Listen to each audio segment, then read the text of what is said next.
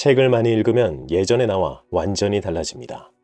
본인이 고치고 싶던 단점들은 줄어들고 장점들이 더 강해져요. 단점이 줄고 장점이 강해지니 시간이 지날수록 삶이 더 나아집니다. 삶이 나아진다는 건 수익이 예전보다 훨씬 늘어난다는 겁니다. 책을 통해서 본인이 스스로 침착해짐을 알게 되고 생각이 확장됨을 알게 됩니다. 침착해진다는 건 초연해질 수 있다는 건데요. 초연하다는 건 돈을 더 많이 벌 수 있는 상태가 되었다는 것과 같습니다. 생각이 확장됨은 확장된 만큼 아이디어가 예전보다 더 나오게 됩니다. 아이디어가 나온다는 건 그중엔 분명 수익이 더 늘 수 있는 것이 있죠. 무엇이든지 기도하고 구하는 것은 받은 줄로 믿으라. 2000년 전에 이미 예수님께서 끌어당김의 법칙을 알려주신 것 아닐까요? 우리가 어떻게 생각해야 우리가 바라는 것을 얻을 수 있을까요? 자기계발 서적들이 한결같이 공통적으로 말하고 있는 중요한 부분들입니다. 그 내용을 여기서 총집합해 보려 합니다. 일단 생각을 잘하려면 세상이 돌아가는 일종의 법칙이 있다는 것을 알아야 합니다.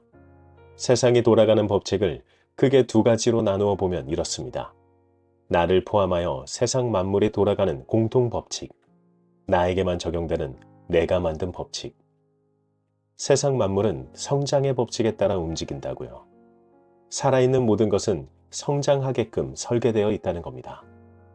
땅에 떨어진 씨앗은 싹을 틔우고 그 과정에서 수백 개의 씨앗을 퍼뜨리고 살면서 스스로를 번식시킵니다.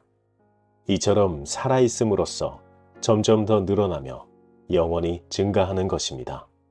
존재하기 위해 반드시 그렇게 합니다. 이 말에서 주어를 인간의 지성으로 바꿔서 말하면 이렇게 바꿀 수 있습니다. 인간의 지성은 끊임없이 더 확장돼 살아있으려는 갈망을 추구합니다.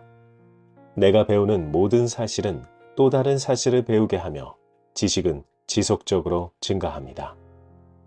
계속 성장하려는 것이 인간이 가진 본성이라는 거죠. 하지만 성장을 위한 생각에 방해 요소가 많은 것은 사실입니다. 여기 너무 적절한 이야기가 있습니다. 너무 유명해서 한 번쯤은 들어보신 적 있으실 겁니다. 그녀의 집은 너무 가난해서 친척집에서 자랄 수밖에 없었습니다. 그런데 친척집에서 9살에 성폭행을 당하고 14살에는 임신을 하기까지 합니다. 너무 어린 나이에 임신을 하여 아이는 조산하여 살 수 없었죠. 그녀는 본인을 성학대하던 친척집에서 뛰쳐나오게 됩니다. 이 모든 일이 왜 나에게 일어나는 거지? 친척집에서 나와 아버지와 단둘이 살던 그녀는 저 생각에서 단어 하나를 바꿉니다. 이 모든 일이 나를 위해 일어나는 거지? 나를 위해 일어난다고 생각하는 순간 그녀는 무섭게 공부에 전념하고 지역 방송사에서 흑인 여성 최초로 뉴스 앵커가 됩니다. 그 방송사에서 그녀는 해고당했지만 더 이상 그녀에게 그런 좌절은 아무것도 아니었습니다. 결국 그녀는 블룸버그 억만장자 명단에 이름을 올린 최초의 흑인 여성이 되었습니다. 나에게를 나를 위해로 바꾸는 순간 모든 회로가 바뀌게 됩니다. 아, 이걸 하라고 이런 일이 일어난 거구나. 아, 이걸 개선해보라고 이런 일이 일어난 거구나.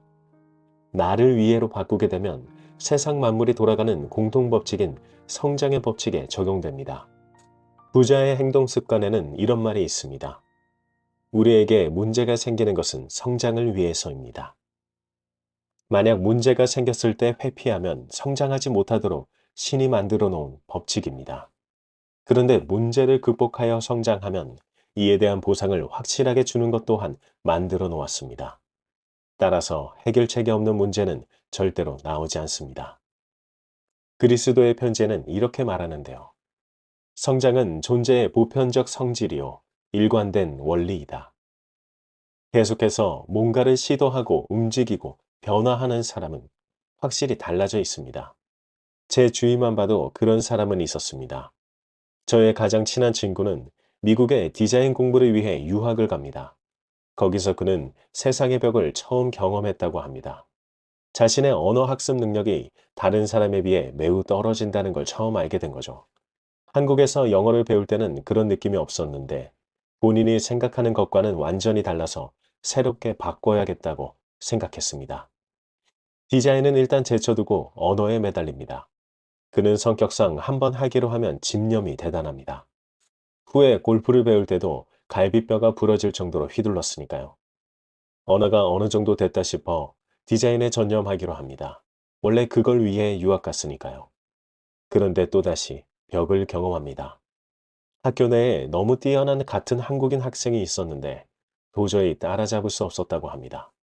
그래서 그는 기왕 못 따라잡을 거 그와 친해지기로 마음먹었습니다. 제 친구지만 대단합니다. 보통은 경쟁심이 생기면 그 사람의 하는 모든 것이 믿게 보이지 않을까요? 그는 일부러 그에게 다가가서 친해지고 배우길 청하죠. 그는 미국에서 마이크로소프트에서 일하다가 한국으로 돌아옵니다. 한국에서는 대기업에 있었는데요. 하지만 그는 3년 정도 다니다 그만두게 됩니다. 어느 날 술 먹다 안 사실인데 그만둔 이유는 이거였습니다. 누가 나한테 이래라 저래라 하는 거 싫어. 저는 술자리에서 그 말을 듣고는 세상이 원래 그런 거 아냐? 라고 했지만 본인은 너무 싫다고 했던 게 기억이 납니다.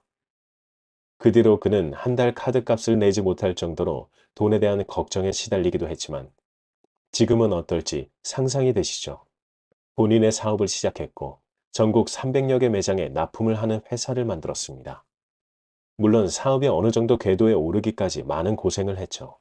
하지만 그는 계속 도전하고 본인을 변화시키고 성장하는 친구입니다.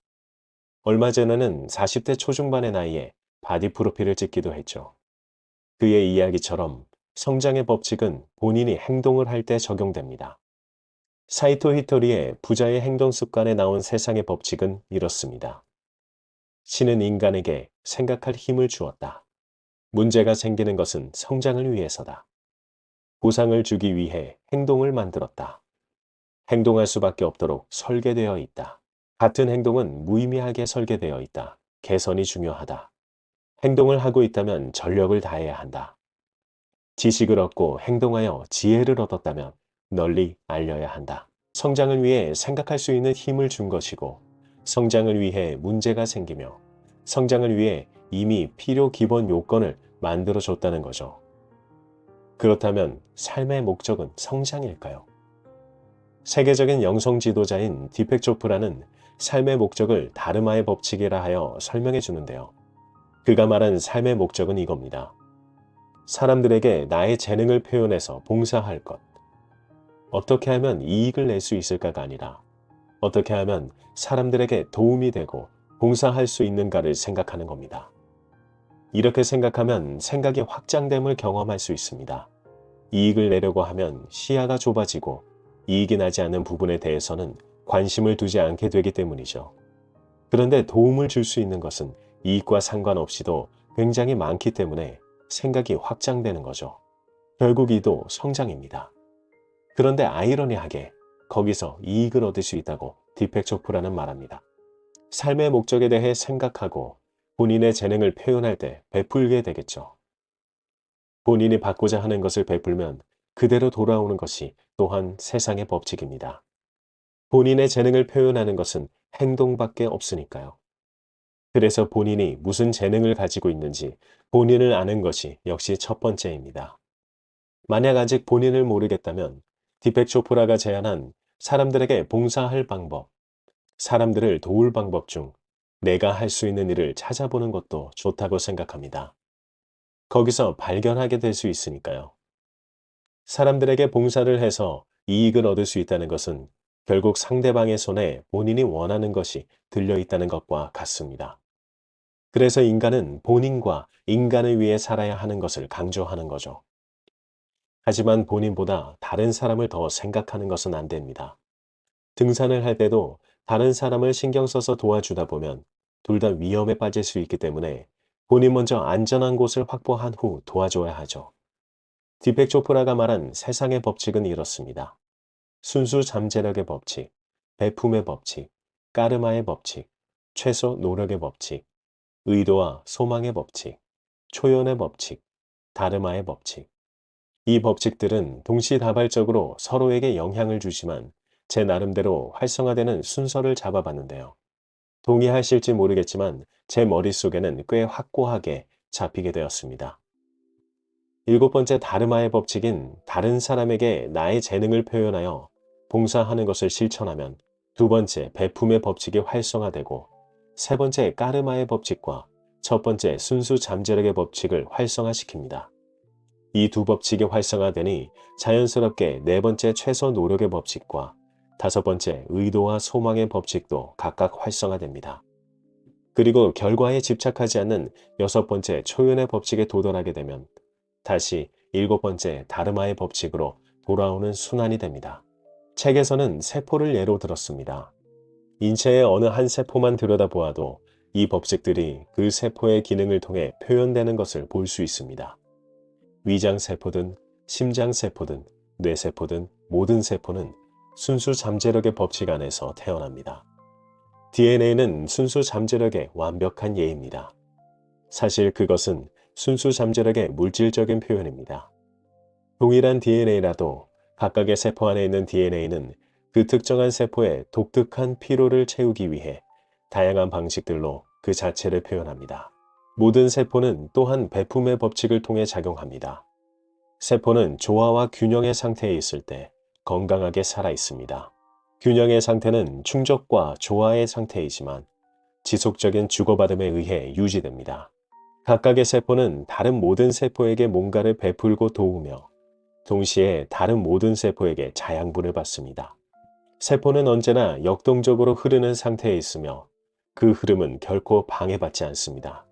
사실은 그 흐름이 바로 세포의 삶의 본질입니다. 배품이라는 이 흐름을 유지해야만 세포는 받을 수 있으며 활기차게 계속 존재할 수 있습니다. 까르마의 법칙은 모든 세포에 의해 절묘하게 실행됩니다.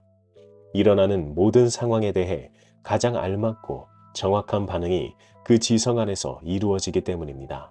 최소 노력의 법칙도 몸 안의 모든 세포에 의해 절묘하게 실행됩니다. 모든 세포는 편안하면서도 상황을 알아차리는 상태에서 조용히 효율적으로 일을 합니다. 의도와 소망의 법칙을 통해 모든 세포의 모든 의도는 자연의 지성이 갖는 무한한 조직력을 이용합니다. 심지어 설탕 한 분자를 신진대사시키려는 단순한 의도만 있어도 몸 안에서 일어나는 모든 사건들이 조율되어 이 설탕 분자를 순수한 창조의 에너지로 전환시키기 위해 정확한 순간에 정확한 양의 호르몬이 분비됩니다. 모든 세포는 당연히 초연의 법칙도 표현합니다. 세포는 의도의 결과에 초연합니다. 의도와 다른 결과가 나온다고 해서 당황하거나 의기소침해지지 않습니다. 왜냐하면 삶의 중심을 둔 지금 이 순간의 자각이 세포의 기능을 행하기 때문입니다. 각각의 세포는 다르마의 법칙도 표현합니다. 각각의 세포는 그 자체의 근원인 차원 높은 자신을 발견해야 합니다. 다른 세포들에게 봉사해야 하고 자기의 독특한 재능을 표현해야 합니다. 심장세포든 위장세포든 면역세포든 모든 세포의 근원은 차원 높은 자신, 즉 순수 잠재력의 장 안에 있습니다. 인체 안에 있는 모든 세포의 물음은 내가 어떻게 도울 수 있지? 입니다. 우리는 7가지 영적 법칙들의 가장 비범하고 효율적인 표현을 목격할 수 있습니다. 디펙 초프라가 말한 법칙들이 세포 안에서 펼쳐지고 서로에게 영향을 주면서 확장되며 다시 순환되는 것이 보이셨나요? 우리에게도 몇 번이나 일어났던 일들입니다. 하지만 결국에 기대한 만큼 나오지 않아 실망하고 다시 그런 생각들을 하지 않겠다고 마음을 닫아버렸던 거죠. 여기서 중요 포인트는 기대를 했다는 거죠. 기대는 두려움을 내포합니다. 신과 나눈 이야기에서 이런 말이 나옵니다. 원한다는 없음을 내포한다. 마찬가지로 기대하는 것 또한 지금 없는 것에 대한 두려움을 내포하고 있는 거죠. 기대를 했다는 것은 두려움을 간직한 것이고 결과에 집착하게 되는 삶을 말합니다. 따라서 법칙이 작용되지 않았던 거죠. 초연의 법칙은 결과에 집착하지 않는 것입니다. 우리가 목표로 한 것이 이렇게 이루어져야 한다는 것은 우리 스스로 우리가 정한 한계를 설정한 겁니다. 우주가 어떻게 우리에게 그것을 줄지는 모릅니다. 불확실성을 받아들이고 결과에 집착을 버리는 것에서 초연의 법칙이 작용하고 다시 다르마의 법칙으로 순환시킬 수 있습니다. 세상에 존재하는 법칙이 있고 이를 활용하면 부를 이룰 수 있다는 것이 거의 대부분의 자기계발 서적에서 하는 말들입니다. 그럼 앞에서 말했던 나만을 위해 존재하는 법칙은 뭘까요? 사실 나만을 위해 존재하는 법칙은 없습니다. 그건 우리 스스로 만들어 놓은 법칙이니까요. 세상에는 존재하지 않지만 본인에게만 존재하게 됩니다. 우리가 생각하는 것은 곧 창조라고 합니다. 우리 스스로 한계점이 있는 생각을 하고 우리 몸을 스스로 가두는 것도 창조입니다. 냉동고에 갇히게 된 사람이 있었는데요. 그는 결국 얼어 죽었죠. 하지만 냉동고는 고장이 나서 돌아가지 않았습니다. 그런데도 얼어 죽었다는 건 생각이 얼마나 대단한지를 보여주는 사례입니다. 이 생각을 본인에게 할 필요가 없습니다. 우리가 이런 생각을 하게 되는 것은 과거의 경험 때문이지 않을까 생각합니다. 조 디스펜자의 당신도 초자연적이 될 수 있다와 꿈을 이룬 사람들의 뇌에서는 인간의 뇌는 과거의 경험을 매우 쉽게 떠올릴 수 있다고 하는데요. 그리고 그 과거의 경험을 계속해서 상기시켜 현재를 과거 속에서 살고 있게 된다고 합니다. Be Here Now라는 책에서는 지금 여기를 대단히 강조합니다. 제목부터 강조를 느낄 수 있죠. 즉, 과거 속에서 살지 말고 지금을 살라는 거죠. 지금이 미래를 만들 수 있기 때문입니다. 과거 속에서 살면 과거를 계속 연장해서 미래를 만들고 있는 겁니다. 조 디스펜자의 당신도 초자연적이 될 수 있다의 첫 번째 챕터에 나온 여성의 이야기를 짧게 요약해보면 이렇습니다. 그녀는 과거 속에서 살면서 온갖 병을 얻게 되었습니다. 아무것도 변한 것이 없는 평온한 아침에 남편이 출근하고 몇 시간이 지나고 경찰 둘이 집을 찾아옵니다. 남편이 자살했다는 소식을 알리죠. 그리고 그녀가 알게 된 것은 남편이 몰래 꽤 큰 빚을 지고 있었다는 겁니다. 남편도 잃었고 빚까지 떠안게 된 와중 아이들을 어떻게 키울지 너무 막막했겠죠. 매일 그녀는 일어나서 남편을 원망했습니다. 나쁜 놈, 책임도 지지 않고 그렇게 죽어버리다니. 나한테 다 떠넘기고. 매일을 이렇게 살게 된 그녀는 점점 몸이 안 좋아지고 급기야 암에 걸리게 됩니다. 항암 치료까지 받으며 힘들게 살게 되니 그렇게 떠나간 남편이 더 미워졌습니다. 마음속에는 남편에 대한 원한이 더욱 깊어졌습니다. 병은 치료를 받는데도 차도가 없었습니다. 그러다 문득 그녀는 이렇게 사는 것이 아이들에게 큰 피해를 주고 있다고 느낍니다. 본인이 달라져야 아이들도 잘 클 수 있을 거라고 생각하기 시작합니다. 그녀는 달라지기로 결심했지만 어떻게 해야 할지 몰랐습니다. 조 디스펜자 박사의 강연을 들은 이후 그녀는 먼저 스스로 과거를 털어내기로 결심합니다. 지금 여기 현재를 살기로 한 거죠. 그리고 이 현재를 최선을 다해 살 때 미래 또한 긍정적으로 연결됨을 느끼기 시작합니다. 매일 명상을 통해 지금 현재를 최선을 다해 살아가는 모습을 그리고 그 모습이 쌓여 긍정적인 미래가 형성되는 것을 그리기 시작합니다. 항암 치료로 몸이 너무 안 좋은 날에도 명상만은 누워서라도 빠지지 않고 했습니다. 이렇게 하면 할수록 아이들과의 사이도 다시 좋아짐을 느낄 수 있었고 아이들도 긍정적인 생각을 하는 것이 느껴졌습니다. 그렇게 5년이 지난 후 건강을 되찾았을 뿐 아니라 조 디스펜자 박사 캠프에서 일하기도 했습니다. 그리고 2년 후 그는 독립해서 회사를 설립했고 지금은 돈과 건강에 대해 걱정 없이 살고 있다고 합니다. 과거 속에서 살다가 과거를 털어내고 현재에 충실히 살 때 긍정적인 미래가 연결됨을 잘 보여주는 사례라고 생각합니다.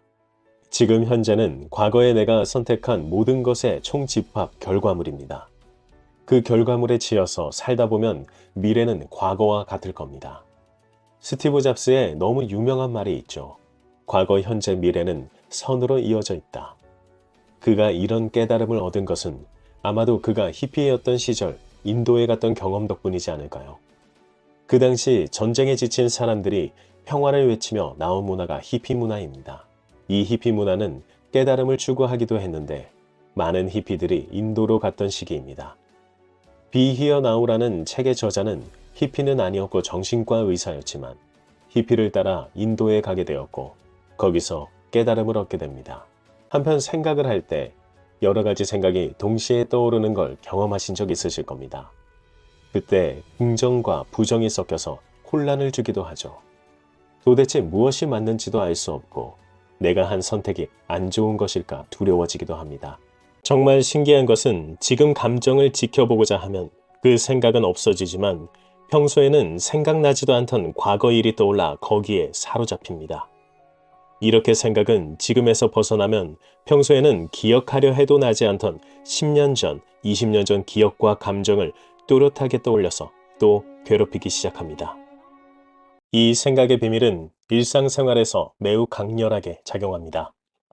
아침과 저녁에 동기부여를 해도 다시 일상생활로 돌아오면 그 효과가 과연 있는 것일까 생각이 들 때가 많았거든요. 그래도 아침 저녁으로 쓰고 읽기 때문에 문득문득 계속 생각이 나므로 효과가 있다고는 말할 수 있지만요. 하지만 아무리 저렇게 생각해서 기분이 좋아진다 한들 실제 현실이 그렇지 않고 정신승리만 하는 것 아닌가 하고 생각이 듭니다. 이럴 때 저는 마이클 싱어의 상처받지 않는 영혼에서 나온 방법으로 이 생각들을 멈추도록 했는데요. 부정적인 생각에게 안녕이라고 하는 겁니다. 이때 신기하게도 그 생각이 멈추는 걸 발견하실 수 있습니다. 하지만 감정에 완전히 침식당해 있으면 이것도 힘들 때가 있습니다. 그럴 때는 이렇게 해봄을 마이클 싱어가 조언해 주는데요. 나에게 혼란을 주는 것은 나의 어떤 부분일까? 하고 스스로에게 물어보는 겁니다. 이걸 어떻게 해야 되지? 라고 묻는다면 문제가 외부에 실제로 존재한다고 믿는 함정에 빠지게 된다고 합니다. 내면을 다스리는 생각이 바로 보이지 않는 생각의 비밀입니다. 이 비밀을 사용하기 위해서는 본인을 지켜보는 자로 인식할 줄 알아야 하는데요. 이는 사실 매우 쉽습니다. 부정적인 생각에 안녕이라고 말해볼 때 이미 지켜보는 자가 됨을 느낄 수 있습니다. 이렇게 지켜보는 자로 본인을 인식할 때 여러 가지 생각들이 본인을 괴롭히는 것을 멈출 수 있습니다. 동기부여를 위해 긍정적인 생각을 하다가도 순간 부정적인 생각이 끼어들 때가 매우 많습니다. 나의 자산은 100억이 되어 너무 행복하고 감사하다를 말하고 있는 순간에도 이런 생각이 듭니다. 내가 어떻게 100억을 벌어?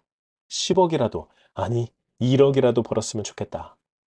이렇게 생각이 들면 그날 하루 동기부여했던 모든 긍정적인 생각이 날아가는 것 같죠. 이때 마이클 싱어가 제안한 안녕도 좋지만 복성의 멘탈 리셋에 나온 생각도 매우 효과적입니다. 그것은 내가 아니다. 내가 원하는 것은 무엇인가? 부정적인 생각에 대고 위와 같이 생각을 할 때 그 생각이 수그러들고 다시 긍정적인 생각을 할 수 있는 토대를 마련할 수 있습니다. 이렇게 할 때 생각 속에서 공간이 생김을 느낄 수 있습니다. 즉 아무 생각이 나지 않는 시점이 있는 거죠. 이때 긍정적인 생각을 다시 채워 넣는 겁니다. 실제로 해보시면 매우 유용합니다. 한편 샤워를 할 때 부정적인 생각들이 엄청나게 밀려올 때도 있습니다. 이때는 그리스도의 편지에 나온 방법을 응용하여 이렇게 해보시면 어떠실까요? 부정적인 생각을 있는 그대로 한껏 하다가 신에게 말하는 겁니다. 이 생각들 모두 가져가 주세요. 이도 신기하게 부정적인 생각이 멈추는 걸 확인할 수 있습니다. 그리고 다시 긍정적인 생각을 그 공간에 채워 넣는 겁니다. 사실 이 모든 연습이 지켜보는 자를 인식하는 겁니다. 멘탈 리셋에서는 이 방법을 추가로 말해주기도 합니다. 부정적인 생각이 되고 이렇게 말합니다. 더 말해봐. 나는 듣고 있으니. 마이클 싱어가 조언해준 안녕과 같은 효과가 있으면서 좀 더 지켜보는 자로 자신을 인식하는 것이 강하게 느껴지기도 합니다. 실제로 일을 해보시고 일상생활에서 활용해보시면 어떠실까요? 저에게는 모두 효과가 있었습니다. 효과가 없는 순간은 제가 이 방법을 잊어버리고 부정적인 생각에 사로잡혀 버릴 때뿐입니다. 그래서 항상 상기하고 반복해서 해보는 것이 중요합니다. 추가적으로 디펙 초프라가 제안한 방법도 있는데요. 본인이 고치고 싶은 습관이 있었다면 이렇게 해봄을 추천합니다. 내가 왜 지금 이걸 하고 있지? 라고 스스로 묻는 것입니다. 그럼 그만두게 되는 자신의 모습을 발견할 수 있습니다. 한편 생각만으로 게으름을 없앨 수 있도록 할 수 있습니다. 아, 오늘은 꼭 운동 가야 하는데, 일어나야 하는데, 일어나기 싫다. 일을 하긴 해야 하는데 너무 하기 싫다. 이런 생각은 정말 비일비재하게 일어납니다. 아침에 출근을 위해 일어나려고 할 때부터 너무 힘들죠. 이는 스스로를 힘들게 만들어 버립니다. 사람은 스트레스를 받으면 스트레스에 대항하기 위해 코르티졸이란 성분을 분비하게 되는데, 코르티졸은 초반 스트레스에 대항하기 위해 혈당을 높여 에너지를 비축해 둡니다. 그래서 스트레스는 비만의 원인이 되기도 하죠. 혈당을 높이기 때문입니다. 스트레스가 지속되어 이 분비량이 많아지면 혈압이 상승하고, 혈압이 상승하면서 대동맥 흐름이 원활해지지 않으며 급기야 심근경색까지 만들어내는 주범이 되기도 합니다. 거기다 면역 기능까지 저하한다는 연구 결과가 많습니다. 실제로 쥐에게 전기 자극을 계속 주었더니 소화기가 장애를 일으키고 면역계가 장애를 일으켰다는 실험이 있죠. 스트레스를 받지 않고 게으름을 없앨 수 있는 방법은 없을까요? 탄성을 활용하는 방법과 의식과 잠재의식의 상호작용을 활용하는 방법이 있습니다. 이하영 원장님의 나는 나의 20살을 가장 존중한다에서는 팔굽혀펴기와 스쿼트를 예로 들었는데요. 일단 하나만 해보라고 합니다. 그러면 탄성에 의해 하나 이상을 하게 되어 있다고요. 운동도, 일도, 공부도, 일어남도 마찬가지입니다. 일단 하는 것이 중요하죠. 하기까지가 말썽인 거죠. 탄성으로 탄력받기 전에 그 하나를 하는 것이 가장 힘이 듭니다. 이때 의식과 잠재의식의 상호작용을 활용해 보는 거죠. 조셉 머피의 완전 다른 사람이 된다에서는 이런 말이 나옵니다. 저는 버섯 싫어해요. 라고 거듭 말하면 당신은 버섯을 먹었을 때 소화불량에 걸립니다. 잠재의식이 주인은 버섯을 좋아하지 않아 라고 말하기 때문입니다. 이것은 의식과 잠재의식의 관계를 잘 보여주는 재미있는 예시입니다. 의식과 잠재의식의 관계를 보여주는 것은 또 있는데요. 내일 오전 6시에 꼭 일어나야 해. 하고서 잠이 들면 5시 58분쯤 눈이 떠진 경험 다들 있으실 겁니다. 알람 시계보다 더 정확하죠. 심지어 몇 분 일찍 일어나게 해줍니다. 이 의식과 잠재의식의 상호작용을 이용하는 생각 도구인데요. 만약 정말 하기 싫은 일을 하고 있을 때 이렇게 생각하는 겁니다. 이거 하게 해주세요. 마치 어린아이가 너무 하고 싶은 걸 엄마가 못하게 할 때처럼 제발 하게 해달라고 마음속으로 외치는 겁니다. 이렇게 했을 때 집중력이 다시 생기고 다시 업무에 집중할 수 있는 시간이 더 생기게 됩니다. 단 5분이라도요. 하지만 그 5분에서 아이디어가 갑자기 나올 때가 있고 운수처럼 나오는 아이디어에 못 이겨 계속해서 일을 하게 될 수도 있죠. 의식과 잠재의식의 상호작용을 활용한 게으름을 없앨 수 있는 생각은 또 있습니다. 본인에게 알람 설정을 하는 건데요. 나는 20초 뒤에 팔굽혀펴기를 하고 있어. 나는 20초 뒤에 책을 읽고 있어. 나는 20초 뒤에 잠을 푹 잘 거야. 이 방법은 필 부아시에르의 매우 산만한 사람들을 위한 집중력 연습이란 책에 나오는 방법인데요. 저자인 필 부아시에르는 작업 기억이라는 단어를 써서 본인이 할 일을 잊지 않게 해주는 방법을 말해줍니다. 작업 기억은 의식이 하는 일입니다. 우리가 외부에서 발생하는 모든 걸 관찰하고 느낄 수 있는 오감을 처리하는 것이 의식이니까요. 이 의식이 일을 하고 있는데 한꺼번에 많은 정보가 들어오면 과부하가 걸립니다. 이때 또 다른 나인 무의식에게 알람 설정을 해두는 거죠. 이 알람 설정은 본인의 할 일을 잊지 않고 하게끔도 만들어주지만 앞으로 해야 할 일을 할 수 있게끔 만들어주기도 합니다. 이렇게 해야 할 일에 알람 설정을 스스로 해두게 되면 꼭 20초 뒤가 아니더라도 하루 중 본인이 본인에게 스스로 말한 내용을 하고 있게 됨을 경험하실 겁니다. 그럼 이 도구들을 연결해서 집중력을 키우고 몰입을 강화할 수 있습니다. 20초 뒤에 책을 읽고 있어라고 한 뒤 책을 실제로 읽다가 그만 읽고 싶어질 때는 이거 읽게 해주세요 라고 해보세요. 이렇게 하면 본인이 과거보다 더 빠르게 어떤 행동을 하게 되고 더 길게 그 행동을 하고 있는 것을 발견하실 겁니다. 게으름을 없앨 수 있는 생각 도구는 또 있습니다. 베스트셀러인 퓨처 셀프에 나온 개념을 활용하는 건데요. 미래의 내가 현재의 나를 보고 있다는 생각입니다. 이 방법은 매우 효과적인데요. 효과적이기 위해서는 다음을 반드시 알아야 합니다. 스티브 잡스가 말한 과거, 현재, 미래는 선으로 이어져 있다는 말을 다시 상기해야 합니다. 과거는 바꿀 수 없죠. 그런데 미래는 바꿀 수 있습니다. 현재에 달려있기 때문입니다. 부자가 되고 싶다고 매일 100번 쓰기를 하면서도 넷플릭스를 보거나 게임을 한다면 부자가 된 나의 미래는 멀어질 뿐입니다. 넷플릭스를 보거나 게임을 할 때 지켜보는 자가 미래에서 나를 본다고 상상해 보세요. 그러면 얼마나 한심해 보이겠습니까? 만약 한 주 동안 열심히 일했고 하루를 푹 쉬면서 하는 거라면 괜찮죠. 그런데 매일 퇴근하고 와서 일 열심히 했으니까 해도 돼라고 생각하여 매일 한다면 과거와 마찬가지로 미래도 변하지 않을 겁니다. 회사에서 일하는 것으로 본인을 성장시킬 수도 있습니다. 하지만 회사는 시스템 안에 있으며 솔직히 말해서 본인이 없어도 다른 사람으로 채워지면 돌아갑니다. 본인이 없으면 일이 돌아가지 않는다고 생각하는 건 정말 착각입니다. 정말 그렇다고 생각한다면 그냥 그때뿐입니다. 왜냐하면 본인이 퇴사한 후 회사에 친했던 사람과 대화해보면 바로 알 수 있습니다. 아무렇지 않게 돌아가고 있다는 것을요. 따라서 본인을 성장시키는 건 퇴근을 한 다음에 가능합니다. 본인만을 위해서 자기 개발할 것을 찾아서 해야 합니다. 회사를 위해서 하는 본인을 만드는 것은 본인에게 가장 해로운 짓을 하는 것일지도 모릅니다. 적어도 저는 그랬습니다. 15년 동안 직장 생활을 하면서 제 급여가 저의 능력을 보여주는 것이라 생각했죠. 해고를 당하고 나서는 제 스스로 월 100만 원조차 벌 수 없는 사람이란 걸 알게 되었습니다. 회사를 위해서 생각만 했지 나를 위해서 생각한 적이 없었던 겁니다. 저처럼 후회하고 싶지 않다면 퇴근 이후 본인을 위한 삶을 살아보시면 어떠실까요? 미래의 당신이 현재의 당신을 기쁘게 지켜보고 있을 겁니다. 또한 끈기를 가지게 만드는 생각 도구들이 있습니다. 대체 끈기를 가지는 건 어떻게 해야 할까요? 이 부분에 대해서는 이하영 원장님의 나는 나의 20살을 가장 존중한다 책이 가장 효과적이지 않을까 생각합니다. 그는 이렇게 말했습니다.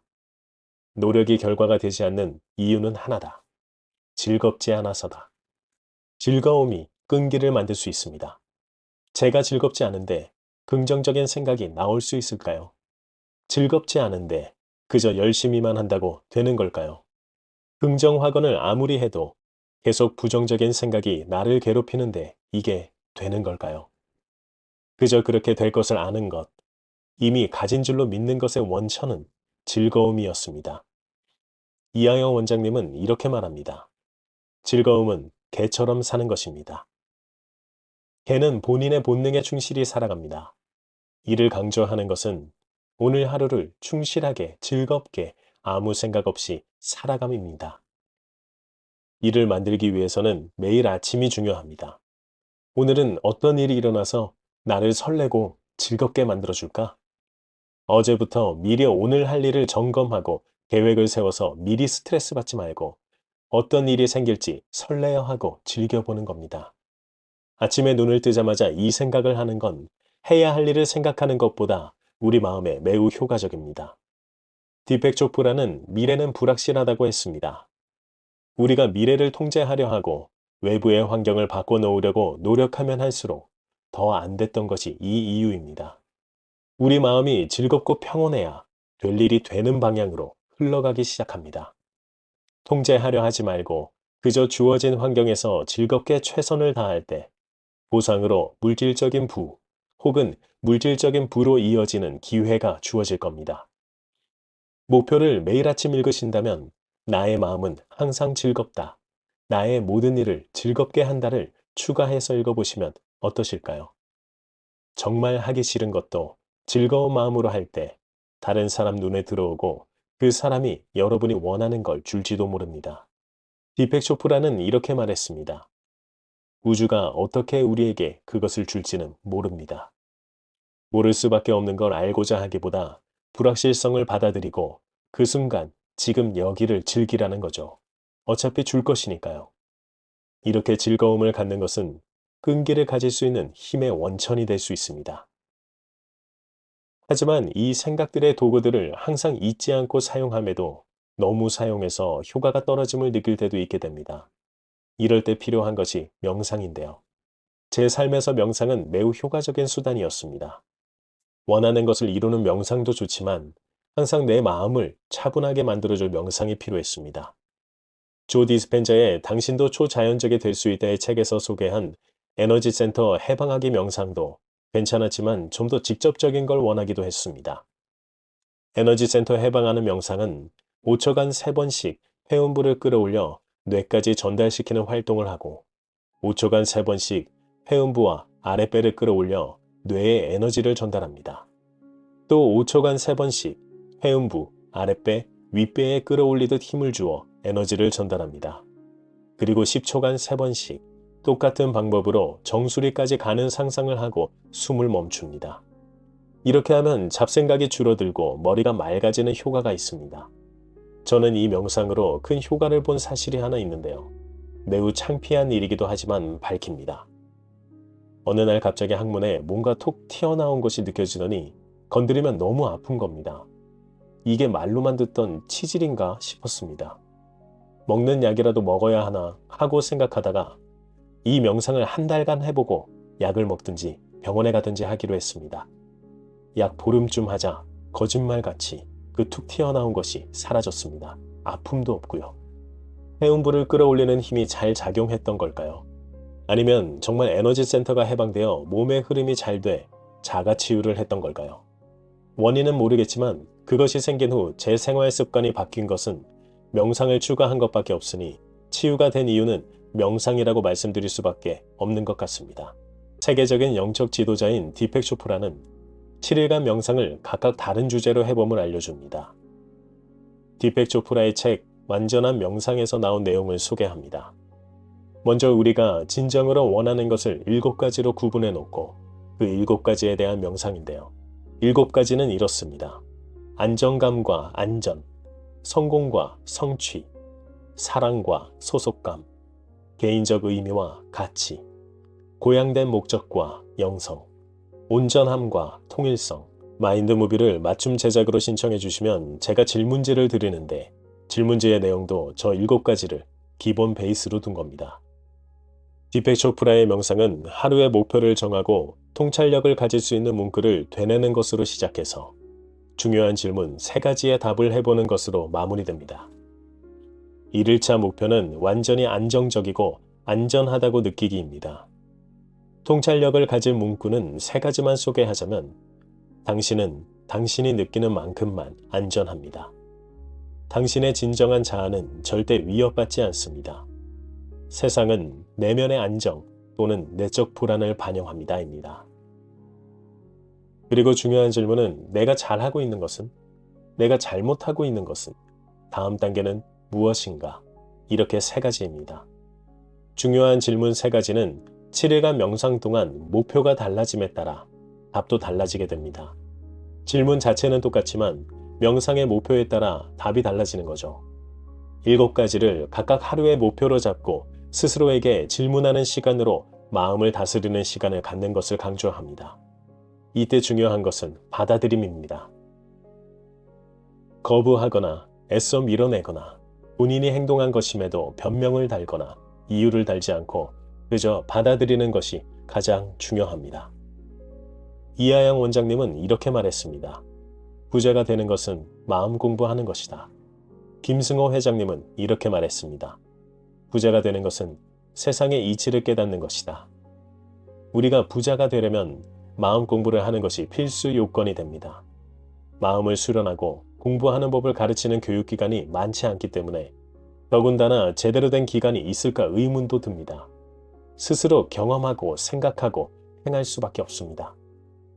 책을 통해서 마음 공부를 하고 스스로 실행해보고 경험해보면서 본인만의 생각법과 생각 도구들을 발견해보시는 건 어떠실까요? 자기계발책에서 한결같이 말하는 것이 있습니다. 뇌는 과거, 미래를 인식하지 못한다. 뇌는 부정을 모른다. 먼저 뇌가 어떻게 작용하는지 볼까요? 뇌가 과거의 기억을 떠올리는 가장 쉬운 방법은 감정을 활용하는 겁니다. 조 디스펜자의 당신도 초자연적이 될 수 있다를 보면 이런 말이 나옵니다. 생각이 뇌의 언어라면 느낌은 몸의 언어이다. 그리고 생각하고 느끼는 이 순환의 고리가 바로 우리의 존재 상태가 되며 이때 우리의 전체 존재 상태는 과거 속에 있다. 감정은 과거 경험의 화학적 결과물이다. 우리 감각 기관들이 주변으로부터 정보를 받아들이면 한 무리의 뉴런들이 네트워크를 형성한다. 이 뉴런 집단이 특정 패턴으로 고정되면 뇌는 관련 화학물질을 만들어 몸 전체로 보낸다. 이 화학물질이 감정이다. 어떤 사건에 감정이 더해지면 우리는 그 사건을 더 잘 기억한다. 감정적인 경험이 큰 사건일수록 우리 몸속의 화학작용에 더 큰 변화를 일으킨다. 우리 몸속에서 상당한 변화가 일어나고 있음이 인지되면 뇌는 그 변화를 야기하는 것이 누구인지 혹은 무엇인지 본다. 그리고 그 외부의 경험을 촬영해둔다. 이것이 기억이다.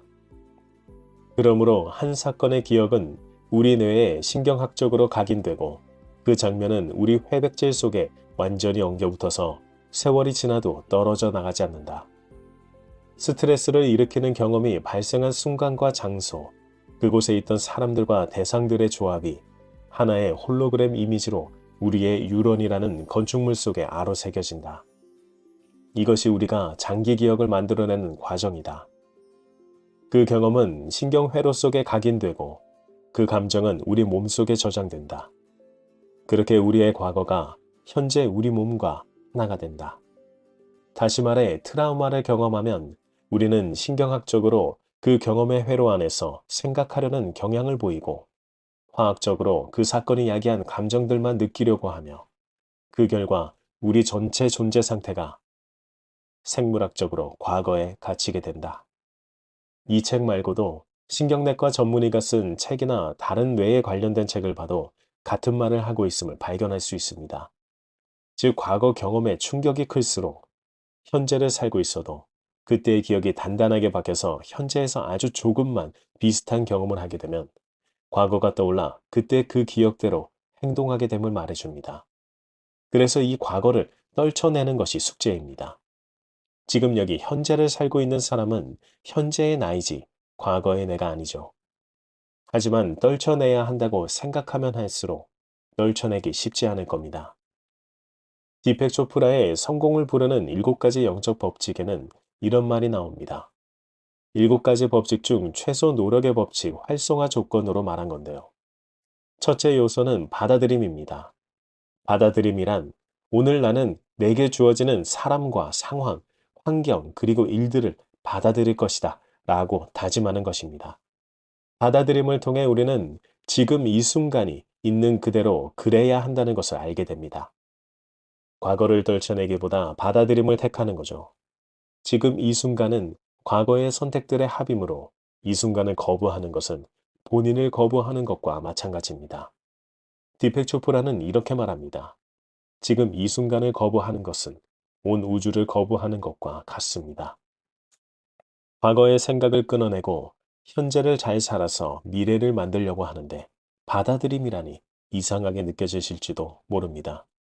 그런데 받아들이면서도 과거의 재생성을 막을 수 있는 마법의 문장이 있습니다. 나에게 왜 이런 일이 벌어진 거지? 라고 생각하지 않고 나를 위해 이런 일이 벌어진 거구나 이렇게 생각하는 것입니다. 이때 과거에 했던 경험에 대한 감정이 새롭게 뇌 속에서 재배열될지도 모릅니다. 왜냐하면 그렇게 말함으로써 감정이 바뀌기 때문이죠. 과거의 감정 그대로 감정과 기억을 떠올리는 게 아니게 되기 때문입니다. 과거의 기억이 떠오르는데 현재의 감정을 새롭게 넣어 과거를 새롭게 재생성합니다. 이렇게 받아들임을 더 쉽게 할 수 있습니다. 이는 과학적으로 증명된 사실들입니다. 후성유전학이란 말 들어보신 적 있으신가요? 후성유전학은 DNA가 가진 발달이 모두 끝났음에도 불구하고 성장을 하는 것을 발견하고 이를 연구하는 학문입니다. 추가 성장이라는 의미를 담고 있기도 합니다. 그리고 이 추가 성장분은 다음 세대에도 이어진다는 겁니다. 후성유전학이 자기계발에서 나오게 된 이유는 바로 추가 성장이라는 개념 때문입니다. 실제로 최근까지 20대가 되면 뇌의 발달과 성장은 멈추는 것으로 알고 있었습니다. 그러나 뇌는 그렇지 않다는 게 발견되었습니다. 신경내과 전문의인 요네야마 기미히로는 그에 져서 뇌가 20년 젊어지는 두뇌 작업법에서 이렇게 말합니다. 갈면 갈수록 예리해지는 칼처럼 뇌도 쓰면 쓸수록 좋아진다는 사실이다. 그럼 뇌는 어떻게 좋아질 수 있는 걸까요? 이 부분에서는 신경 가소성이란 개념이 나오는데요. 뇌가 네트워크를 하는 방법에 대한 겁니다. 우리 뇌는 외부로부터 자극을 받을 때마다 네트워크를 변화시킵니다. 그러면서 외부의 자극에 다양한 반응을 보이는데요. 뇌의 신경세포는 축삭돌기와 수상돌기로 서로 연결되어 네트워크를 형성하고 있습니다. 과거의 경험을 어떤 계기로 쉽게 떠올릴 수 있는 것은 바로 이 네트워크 작용입니다. 억지로 기억하려 하면 기억나지 않던 것이 담배 연기 하나로 그때의 감정과 기억이 또렷하게 떠오를 때가 있습니다. 담배 연기가 매개체가 된 것이죠. 그로 인해 이미 생성된 네트워크를 더 강하게 만들어 다음번에는 매개체가 없어도 기억을 쉽게 떠올릴 수 있게 됩니다. 이 부분을 자기 개발과 연결시키면 과거의 경험으로 묶여진 네트워크를 강하게 하는 것처럼 지금 현재 겪고 있는 경험들로 새롭게 네트워크를 만들 수 있다는 이야기가 됩니다. 과거의 기억이 좋지 않았던 감정과 함께 있다면 이를 다시 바꿀 수도 있다는 것도 이야기가 됩니다. 그 네트워크가 형성된 것을 바꿀 수 있다는 이야기가 되기도 하니까요. 과거의 감정이 새롭게 재생성될 때 우리는 미래를 생산할 수 있는 오로지 현재를 살 수 있습니다. 이제 과거의 감정을 재생성했으니 미래를 미리 살아보는 걸 경험해 봐야죠. 아침에 일어나자마자 오늘 해야 할 일을 점검하는 건 현대인의 필수가 되었죠. 이렇게 함으로써 오늘 할 일을 빠뜨리지 않고 처리할 수 있을 겁니다. 하지만 이는 뇌를 과거로 돌리는 행동일지도 모릅니다. 아침부터 과거에 살게 되는 습관은 또 있습니다. 이메일을 보거나 핸드폰을 확인하는 습관이죠. 이는 바로 뇌가 과거의 기억을 떠올려서 현재를 과거처럼 살게 만듭니다. 이 행동들이 아침에 일어나자마자 본인과 뇌에게 스트레스를 주는 행동이었다면 어떨까요? 스트레스는 만병의 근원입니다. 스트레스가 지속되면 정신질환, 신체질환, 면역기능이 저하됩니다. 아침에는 오늘 하루를 과거에 정한 대로 미리 사는 것이 아닙니다. 오늘은 어떤 일이 생길까를 설레어 하는 마음으로 대해야 합니다. 디펙 조프라는 이렇게 말했습니다. 안전과 확실성에 대한 추구는 실제로는 이미 알려진 것에 대한 집착입니다. 알려진 것이란 무엇입니까? 알려진 것이란 우리의 과거입니다. 이하영의 나는 나의 20살을 가장 존중한다 책에서 이런 말이 있습니다. 뭔가를 이루려면 의지가 있어야 하는데 그 의지를 유지시키기 위해선 즐거워야 한다. 미리 하루를 사는 것은 우리가 어떤 행동을 해야 하고 어떤 일을 해야 한다는 것이 아니라 얼마나 즐겁게 살지를 결정하는 겁니다. 현재가 가장 중요한 이유는 미래를 만드는 것이기 때문입니다. 지금 현재가 본인이 생각하기에 조금 아쉽다면 앞으로 미래를 잘 살기 위해 지금이 가장 중요합니다. 그렇다면 미래를 잘 살기 위해 현재를 어떻게 살면 될까요? 요약하자면 이렇습니다. 본인을 스스로 가장 잘 알아야 함. 본인에게 맞는 목표를 찾아야 함. 생각하는 방법을 습득. 명상하기. 즐거운 마음가짐을 갖는 것. 이렇게 하면 미래는 본인에게 보입니다.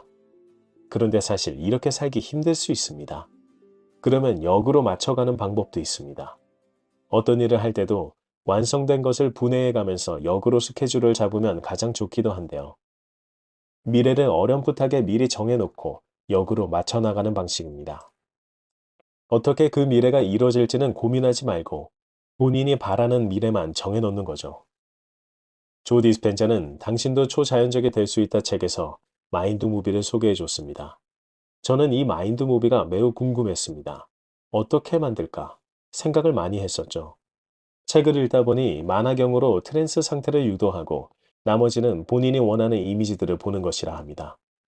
마침 저는 유튜브 영상을 만들면서 이미지로 영상을 만드는 것을 하고 있었던 차이고 만화경은 구하기 쉬웠습니다.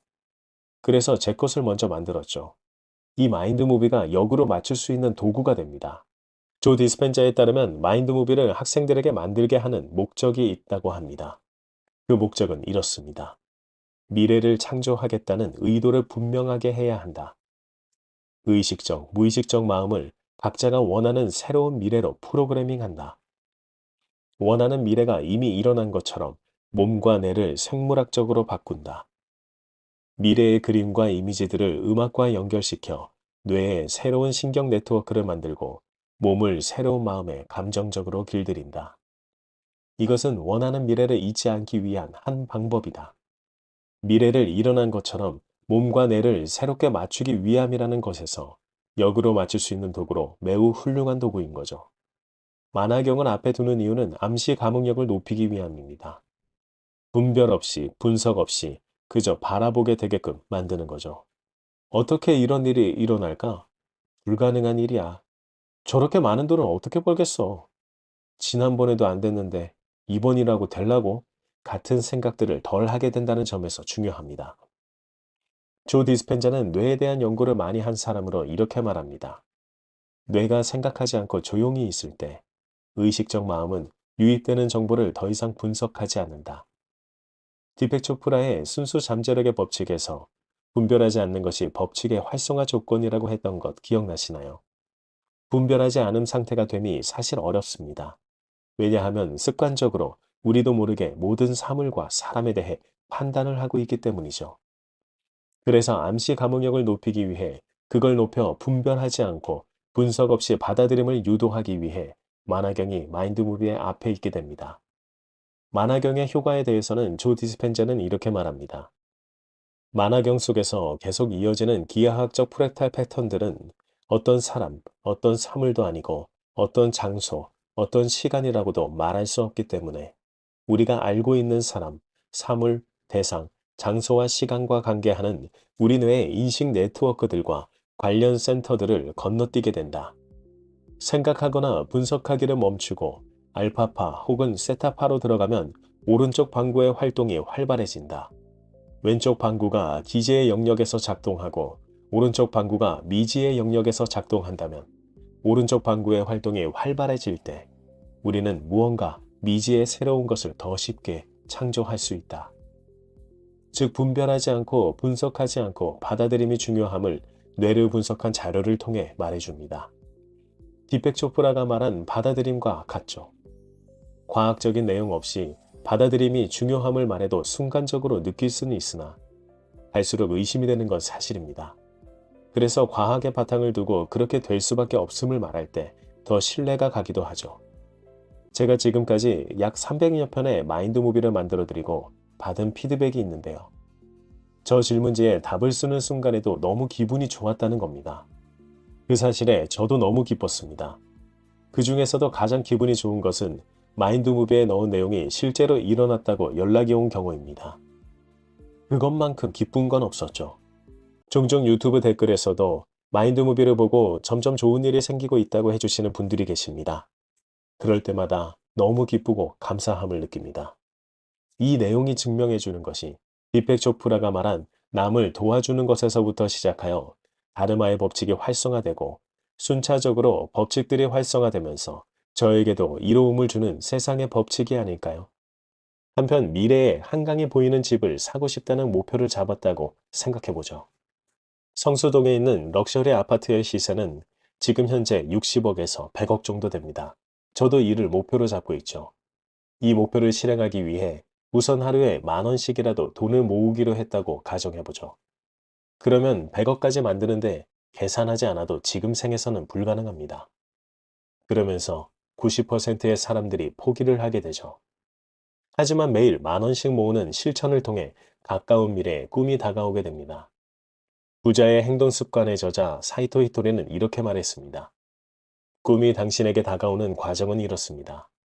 똑같이 한강이 보이는 건물이라면 성수동보다 싼 곳이 있을 거야. 신축이 아닌 중고 중에서도 좋은 물건이 얼마든지 있을 것 같아와 같이 당신의 꿈이 실현되기 위한 아이디어가 착착 나오는 겁니다. 게다가 꿈을 이루기 위해 자신의 일에 몰입하게 되면 수입도 늘어날 뿐더러 가속의 법칙이 작용해서 몇 년 뒤에는 정말로 꿈꾸던 집을 사게 될 수도 있습니다. 이 가속의 법칙을 알고 지금 현재에 몰입하는 것이 중요합니다. 가속의 법칙은 모두에게 평등하게 적용되는데 이는 실천이 기본으로 되어 있어야 적용됩니다. 하지만 지금 일을 하고 있다는 수준으로는 적용되지 않고 본인의 일을 얼마나 개선하고 더 잘할 수 있게 실천을 했느냐에 따라 법칙이 활성화됩니다. 개선하고 더 잘할 수 있게 실천하고 있다면 당장은 힘들지라도 점점 수익이 늘어나고 본인의 몸이 편해질 수 있게 됩니다. 이때부터 가속의 법칙이 작용하기 시작하는 거죠. 사이토 히토리가 말한 진짜 성공이란 가속의 법칙이 작용하게끔 만드는 겁니다. 성수동 럭셔리 아파트에 가기 위해 목표를 100억으로 잡았다면 먼저 단위를 줄여서 모으는 걸 목표로 잡아야 함이 중요한데요. 작은 성공을 이어나가다 보면 성공했다는 성취감이 뇌에 착착 스며들어 점점 자신감을 높여주죠. 그러면 잠재의식에 성수동 아파트에 사는 것이 멀지 않은 것이 새겨지게 됩니다. 100억의 목표이니 10억으로 줄이고 다시 1억으로, 다시 1000만 원으로, 그리고 100만 원으로 줄입니다. 100만 원도 힘들면 10만 원으로 줄입니다. 작은 성공부터 하나씩 성취해 나갈 때 성취감으로 탄력을 받으면서 가속의 법칙을 활성화하게끔 본인의 일을 개선해 나가는 겁니다. 하지만 본인의 일을 개선해 나가는 방법을 모를 수도 있습니다. 이럴 때는 가장 좋은 방법을 디펙 초프라가 말했죠. 사람들을 어떻게 하면 도울 수 있을까? 모든 개선과 행동, 그리고 실천의 시작은 바로 여기에 있습니다. 사람들을 어떻게 도울 수 있는지를 생각하면 많은 것이 나옵니다. 일단 시작하면서 하나씩 개선해 나가되 절대 포기하지 마세요. 사람들을 도울 수 있는 것을 찾고 개선해 나가면 수익과 돈은 보상으로 따라와 줄 거라는 것이 자기계발 서적의 핵심입니다. 사이토 히토리는 말했습니다. 꿈을 목표로 실천 가능한 일부터 꾸준히 해나가면 반드시 꿈은 이루어집니다.